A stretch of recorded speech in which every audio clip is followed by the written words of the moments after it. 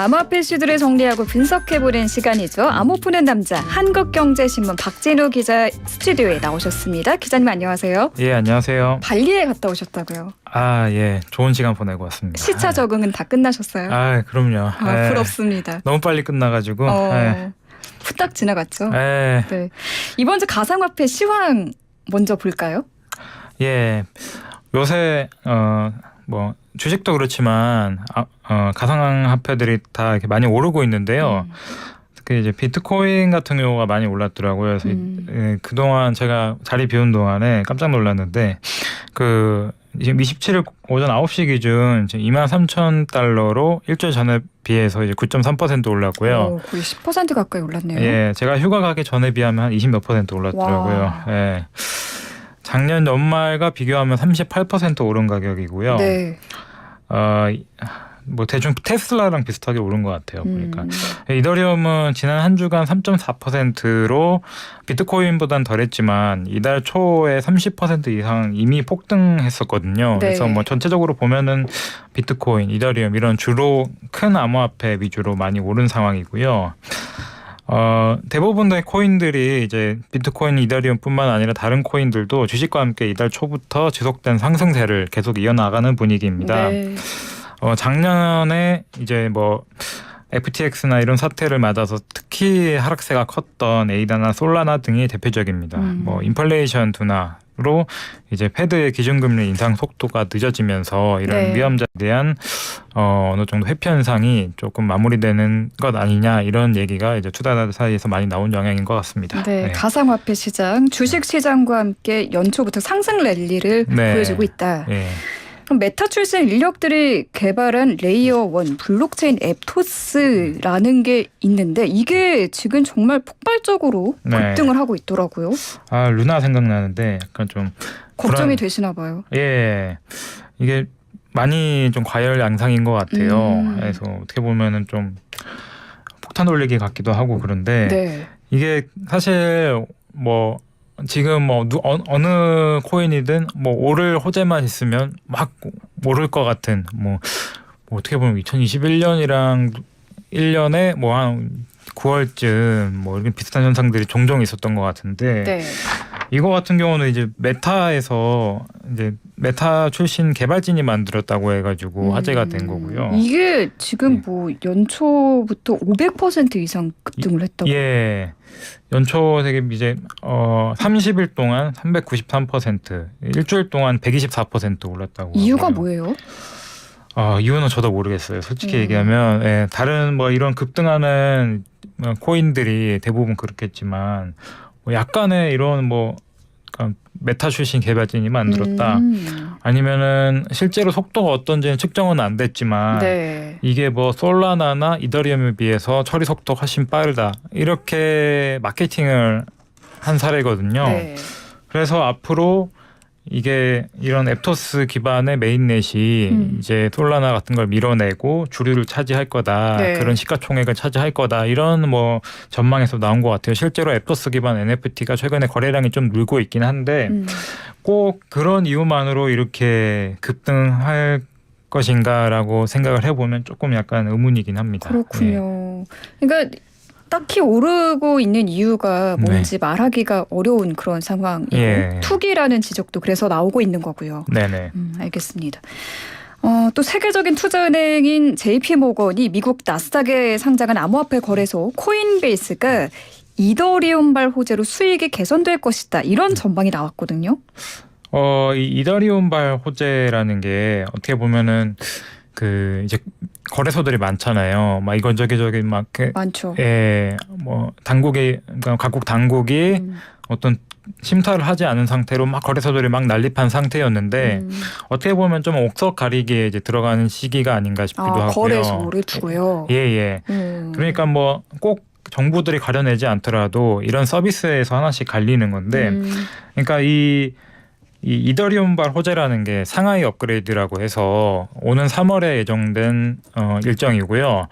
그러니까 이더리움은 특히 스테이킹이라고 해서 이제 POW 방식을 이제 POS 방식으로 전환을 하고 있거든요. 이더리움 같은 경우는.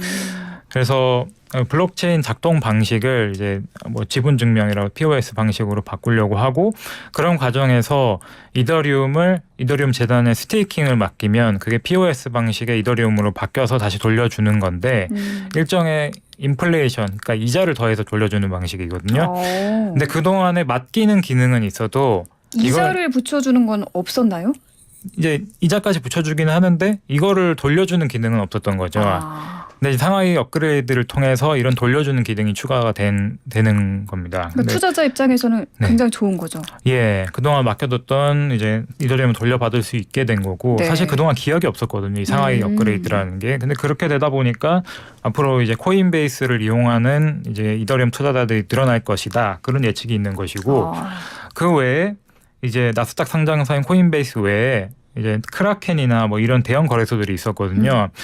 근데 이런 곳들은 지금 작년 4분기 대비 거래량이 뭐 30% 40%씩 줄고 그랬는데 이 코인베이스는 뭐 이런 상하이 업그레이드 호재가 있어서 그런진 몰라도 예, 거의 이제 똔똔 거래량이 줄지 않고 유지하고 있다라는 잘 거군요. 유지되고 있더라고요. 그렇군요. 그래서 앞으로 뭐 코인베이스 좀 주목할 만한 회사인 것 같습니다. 알겠습니다. 지금 코인 재벌인 디지털 커런시 그룹 DCG가 자회사 파산과 집단 소송에 연이어 얽히고 있다. 악재가 좀 겹친 것 같아요. 어떤 일이죠? 이 디지털 커런시 그룹 DCG 같은 경우는 이제 암호화폐 업계 이제 대표, 그러니까 전 세계를 이제 코인 업계를 휘어잡던 그런 회사라고 볼 수 있는데 네. 요새 많이 휘청이고 있죠. 이 DCG에서 가장 큰 이제 그 자회사가 그레이스케일이라는 곳이랑 제네시스 글로벌 캐피탈이라는 곳인데 네. 이 제네시스 글로벌 캐피탈이 FTX에 떼인 이제 암호화폐랑 돈이 워낙 많다 보니까 여기도 그동안 이제 투자자들이 맡겨둔 암호화폐를 돌려주질 못해서 출금 중단을 선언한 상태였는데 또 거기에 또 코팍스가 또 물렸었죠, 국내 거래소. 예, 그래서 뭐 어떻게 그 다음에 스토리는 또 다른 게 있는 거고. 그러니까 FTX 붕괴 사태가 지금 연이어 어떤 나비 효과로 나타나고 있네요. 맞습니다. 예. 그래서 일단은 이 제네시스 글로벌 캐피탈이라는 업체가 이제 파산을 신청한 상태고, 이 제네시스 캐피털이 법원에 제출한 자료에 따르면 부채는 뭐 이제 보통 파산 법원 문서들이 그렇더라고요. 그래서 뭐 10억 달러에서 최대 100억 달러 이렇게, 그러니까 아직 뭐 결산이 이루어지진 않았으니까 정확한 액수는 아직까지는 알 수 없지만 뭐 최대 뭐 한 10조 원 되는 거고요. 그다음 채권자는 10만 명. 그래서 지난 11월 파산한 FTX에 이제 제네시스 캐피탈의 자금도 묶이면서 이런 출금 중단을 선언한 상태인 거고요. 그래서 이제 이 제네시스의 채권단, 그러니까 제네시스에 돈을 떼인 분들이 이 베리 실버트 DCG 최고 경영자와 DCG를 상대로 증권거래법 위반 혐의로 집단 소송을 제기한 상태라고 합니다. 그렇군요. 예. 그래서 자금을 돌려받지 못한 채권자들이 소송을 제기했다. 예. 근데 이게 돌려주려고 해도 그렇게 되면 DCG가 또 다른 자회사, DCG가 보유한 다른 자회사로 이제 불똥이 튈 수가 있어요. 그럼 또 다른 소송 리스크를 부담을 하는 것이기 때문에 이게 과연 돌려받을 수 있을 것인가에 대해서는 좀 회의적인 시각이 좀 지배적이고요. 뭔가 자회사 이렇게 연결이 돼서 연쇄적으로 좀 고난에 부딪힌. 네. 그게 좀 특이한 거는 얘네 채권단이 그러니까 그 이제 집단 소송을 한 이유가, 그러니까 제네시스 글로벌 캐피탈이랑 베리 실버트가 어떤 뭐 증권 관련 라이센스 취득 없이 미등록 증권을 공모하고 대출을 하는 등 그런 행위가 이제 증권거래법 위반이라는 건데요. 네. 사실인가요?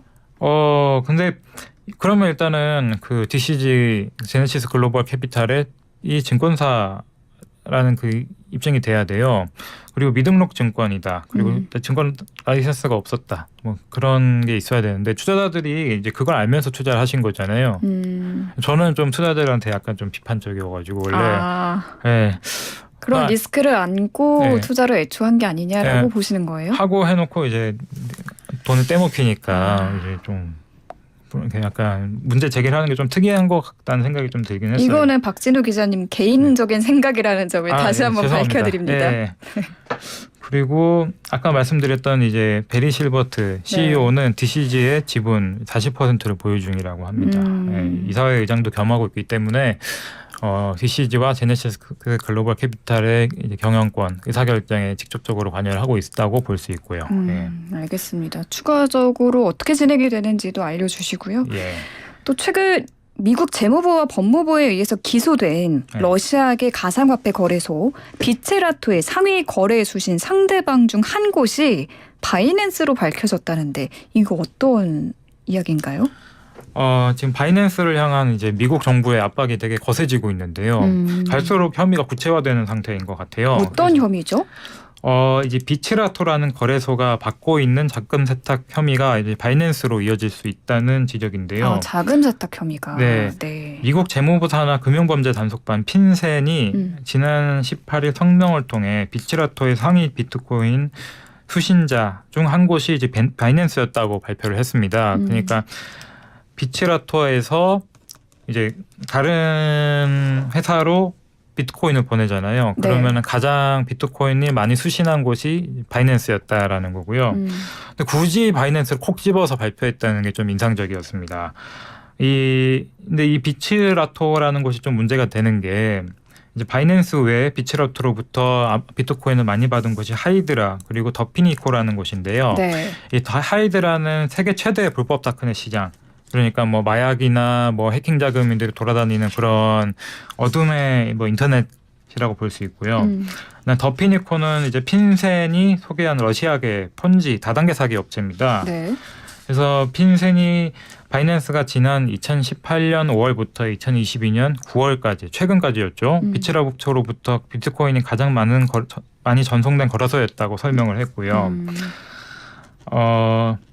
현재 비체라토는 자금 세탁 방지 AML 이행 의무와 관련해서 미국 법무부로부터 이제 기소를 당한 상태입니다. 그러니까 지금 비체라토가 자금 세탁 혐의를 받고 있는데 우리의 가장 많은 비트코인을 받은 업체가 지금 바이낸스다라고 주장을 하면서 바이낸스에 불똥이 튀고 있는 모습이다라는 거죠. 바이낸스로 이제 불법 자금이 유입되고 있는 거 아니냐 뭐 그런 의혹이 제기가 됐군요.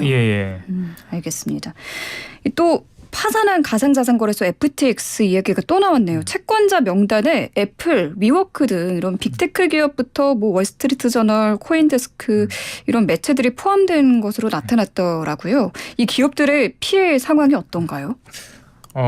이게 채권자 명단을 쭉 읽어봤는데 총 페이지가 116페이지인가 그래요. 그렇게 많아요, 채권자가.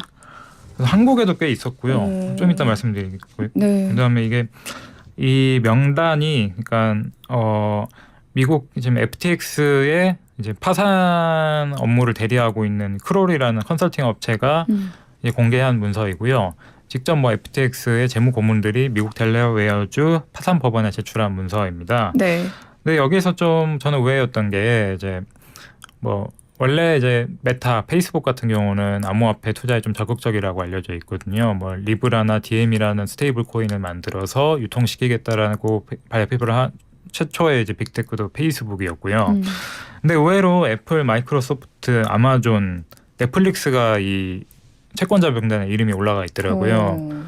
그래서 뭐 이게 이번 문서가 좀 하나 아쉬운 부분은 이제 채권액이 공개가 되지 않아서 그러니까 실제로 거액의 대출을 내줬다가 돈을 떼인 것인지 아니면 뭐 자문을 했다거나 아니면은 뭐 클라우드 구독 서비스를 해줬는데 그걸 돈을 떼먹혔다든가 뭐 그런 걸 수도 있고요. 그래서 이게 뭐 채권액이 사실 중요한데 이름이 올랐다는 것만으로 뭐 이게 피해가 얼마나 된다라고 이렇게 과감하게 얘기하기는 좀 어렵고요.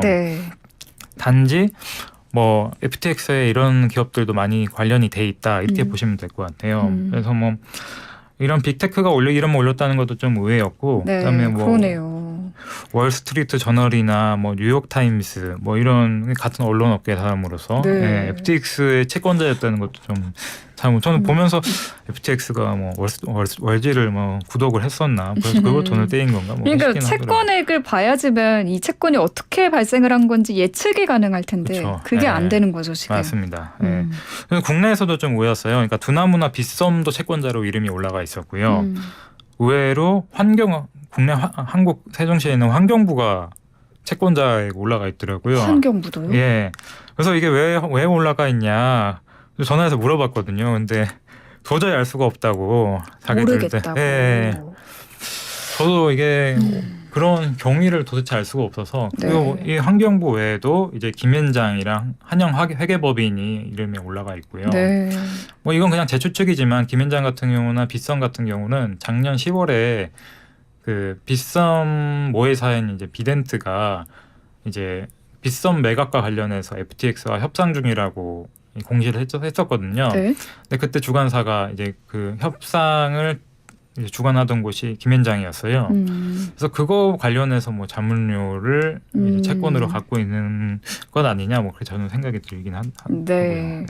그 붕괴한 거래소 FTX의 채권자 명단에 환경부, 네. 김현장 등이 네. 올라가 있다라는 이야기까지 들어봤고요. 국내 소식 짧게 간단하게 좀 볼게요. 서울 남부지검이 지난 26일 서울 강남구에 위치한 가상자산거래소 빗썸에 검사와 수사관을 보내서 압수수색을 했다고 하더라고요. 어떤 일이죠? 예, 이게 사실 수사는 몇 개월 전부터 내사는 몇 개월부터 진행 중이었던 것 같아요. 그래서 뭐 실제로 FIU 금융정보분석원에서도 이미 거래소별로 뭐 한 두세 건, 세네 건의 아마 시세 조정이 있었다. 이건 그러니까 시세 조정이 실제로 재작년까지도 많았는데 네. 그 중에서도 이건 도저히 못 갈 수 없겠다라고 싶었던 그런 코인들을 선별을 해서 지금 이렇게 수사 중인 걸로 저는 알고 있고요.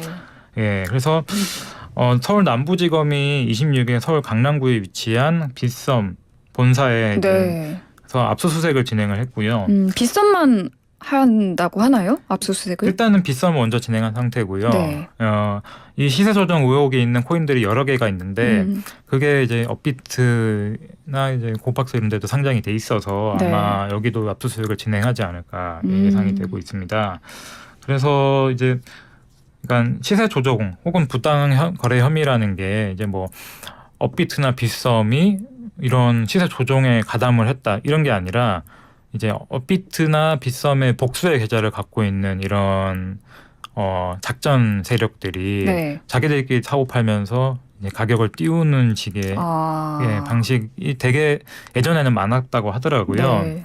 그리고 특히 이런 코인들이 뭐 이제 그 여기서는 이제 고머니2, 뭐 픽셀 이런 이제 이른바 김치 코인들이 네. 대부분이고요. 네. 이런 김치 코인들이 대부분인 이유는 이제 그 거래소 하나에만 상장이 돼 있으니까 그만큼 시가총액이 적어서 네. 시세 조정이 쉽거든요. 네. 알겠습니다. 부정거래 혐의를 포착해서 예. 압수수색을 진행할 것이다. 오늘 말씀 여기까지 듣겠습니다. 감사합니다. 예, 감사합니다. 네, 오늘도 암호 푸는 남자 한국경제신문 박진우 기자와 함께했습니다.